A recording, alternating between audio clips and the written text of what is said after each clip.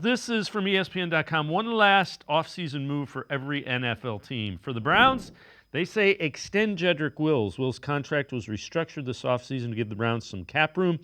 Now it has a bunch of void years tossed onto the end of it, but effectively the Browns will lose their left tackle after 2024 without giving him a new deal. Coming off a torn MCL, has been one of the top young tackles in the league. Last season, he ranked 8th among tackles in pass block win rate at 92.4%. So that's, I got to be honest with you, Jeff, that's the first time I have seen a national thing speak highly of Jedrick Wills. Normally it's saying he's at the bottom half, and I sit here and say I think he's an average to around average left tackle, and I get beat up in voicemails and emails when I say that. I think he's an average left tackle, and the Browns expect more of him. Well, for where he was drafted, I don't think there's any reason to believe, and you got to keep in mind that this Jed Wills situation, it's not like some of these other ones we talk about. This was their guy. This was their first selection as a regime. When they pinpointed that left tackle spot and said, this is something we need to hammer down. And look, as Jed Wills probably gotten more criticism than he deserves, absolutely. That's fair to say. To say, has he lived up to being a former 10th overall pick? Nope. Yeah, it's fair to say he hasn't. It's fair, because if he did, we wouldn't be having this conversation right now. He would have been extended a long, long time ago.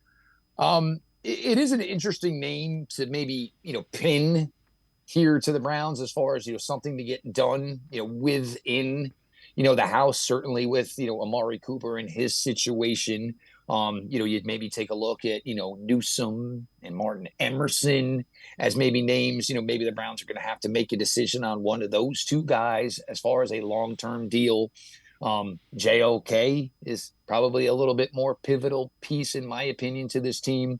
Because I think one of the things when you talk about this and you say, if you're trying to make this statement is, what did it hurt the Browns last year when he didn't play? It didn't. Jerron Christian came over as basically a street free agent, and he wasn't a world beater by any means whatsoever.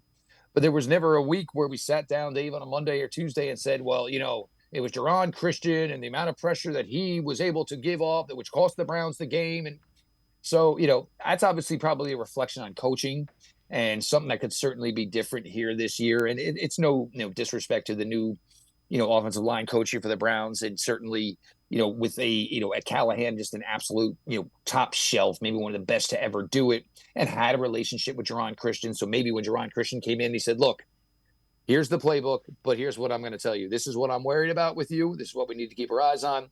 This is where I have no concerns. You should take to this like a fish to water.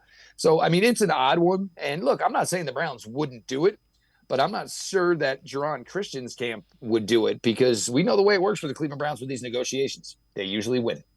Yeah, and again, it'll be interesting to see. The opportunity is there. He has the ability to go make himself a very wealthy young man if he goes out and plays like he should.